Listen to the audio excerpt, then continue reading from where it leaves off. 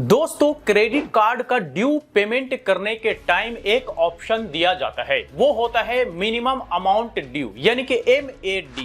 लोगों को ऐसा लगता है कि मिनिमम अमाउंट ड्यू बड़ा फायदे की चीज है और हमें मिनिमम अमाउंट ड्यू पेमेंट करते रहना चाहिए, लेकिन शायद लोगों को यह नहीं पता कि इसका बहुत बड़ा नुकसान भी है।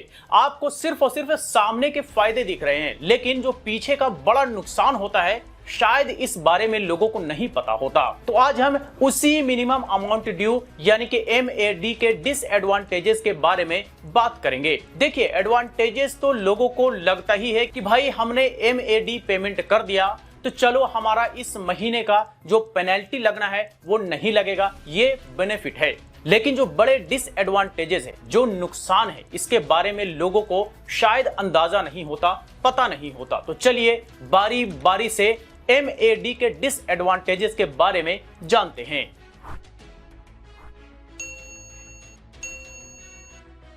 तो देखिए, मिनिमम अमाउंट ड्यू के डिसएडवांटेजेस के बारे में जानने से पहले यह जान लीजिए कि मिनिमम अमाउंट ड्यू क्या होता है और कैसे कैलकुलेशन होता है। तो देखिए, मिनिमम अमाउंट ड्यू जो होता है वो पूरे ड्यू अमाउंट का ऑलमोस्ट 5% होता है। जैसे मान लीजिए कि 10,000 रुपए का टोटल ड्यू है तो 10,000 रुपए का 5% निकाल लीजिए, जो अमाउंट निकलेगा वो होगा मिनिमम अमाउंट ड्यू। और यही मिनिमम अमाउंट ड्यू लोगों को लगता है कि पेमेंट करके जो है हम क्रेडिट कार्ड से धीरे धीरे छुटकारा पा लेंगे, लेकिन ऐसा पॉसिबल नहीं हो पाता है, बल्कि लोगों को कर्ज के दलदल में ले जाने का काम करता है। तो किसी महीने में अगर फंड अरेंज ना होने की वजह से MAD की फैसिलिटी लेनी पड़े तो कोई दिक्कत की बात नहीं है, एक आध बार लेना कोई दिक्कत की बात नहीं है। लेकिन जिन लोगों को अगर ऐसा लगता है कि हम हर बार MAD की फैसिलिटी लेंगे और इससे हमारा काम चल जाएगा, तो वो बड़ा गलत सोचते हैं। वो धीरे धीरे कर्ज के दलदल में फंसते जाते हैं और उन्हें पता भी नहीं होता कि हम कितने कर्ज के दलदल में फंसते जा रहे हैं। अब चलिए जानते हैं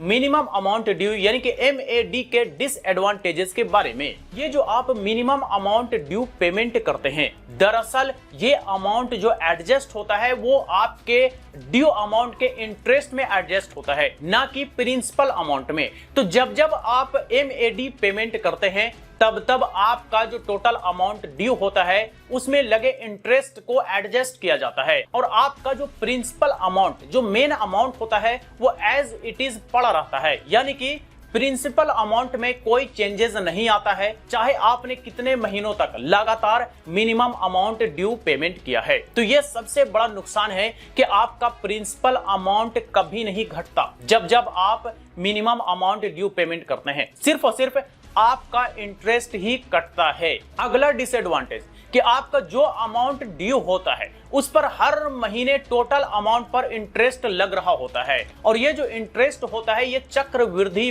ब्याज होता है। चक्रवृद्धि ब्याज जैसे कि मान लीजिए कि आज 10 रुपये है, अगले महीने इंटरेस्ट के साथ अगर 11 रुपया हुआ तो अगले महीने 11 रुपये पर इंटरेस्ट लगेगा, और अगर मान लीजिए फिर से अगला महीना 12 रुपया अगर टोटल अमाउंट हुआ तो 12 रुपये पर इंटरेस्ट लगेगा। यानी कि आपका जो अमाउंट है, अमाउंट पर इंटरेस्ट लगा और जो इंटरेस्ट है उस पर अगले महीने फिर से इंटरेस्ट लगेगा। तो इस तरह से आपका अमाउंट बड़ा तेजी से हर महीने बढ़ रहा होता है।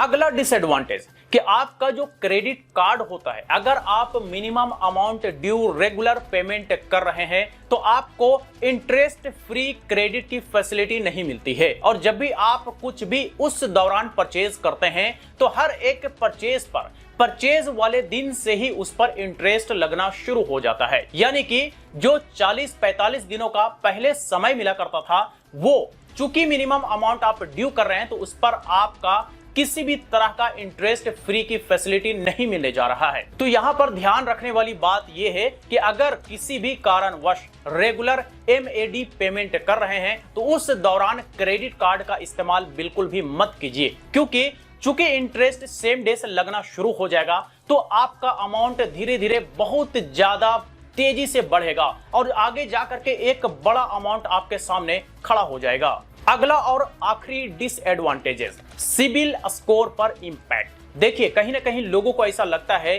कि एमएडी रेगुलर पेमेंट करने पर सिबिल पर इंपैक्ट नहीं पड़ता, तो आप गलत हैं बिल्कुल, क्योंकि बैंक को यह धीरे धीरे आइडिया लग रहा होता है कि आप पूरा अमाउंट पेमेंट नहीं कर पा रहे हैं, मतलब कि आप पेमेंट करने की सलाहियत में नहीं है, आपका फाइनेंशियल सिचुएशन गड़बड़ हो गया है, आप फाइनेंशियली वीक हो गए हैं। और कहीं ना कहीं इसी वजह से धीरे धीरे बैंक सिबिल ब्यूरो में आपका मिनिमम अमाउंट ड्यू को लेकर के भी रिपोर्ट कर रही होती है, क्योंकि आप रेगुलर एमएडी की फैसिलिटी ले रहे हैं। इसके साथ साथ जो आपका क्रेडिट कार्ड का जो लिमिट होता है बैंक उसे भी घटा सकती है, ये देखते हुए कि आप ड्यू पेमेंट करने की सलाहियत में नहीं है। तो ये सारे डिसएडवांटेजेस हैं मिनिमम अमाउंट ड्यू पेमेंट करने के। तो अगर आप regular minimum amount due payment करते हैं तो आप इन सारे डिसएडवांटेजेस को एक बार देख लीजिए, क्योंकि ये सारे डिसएडवांटेजेस कहीं ना कहीं आपको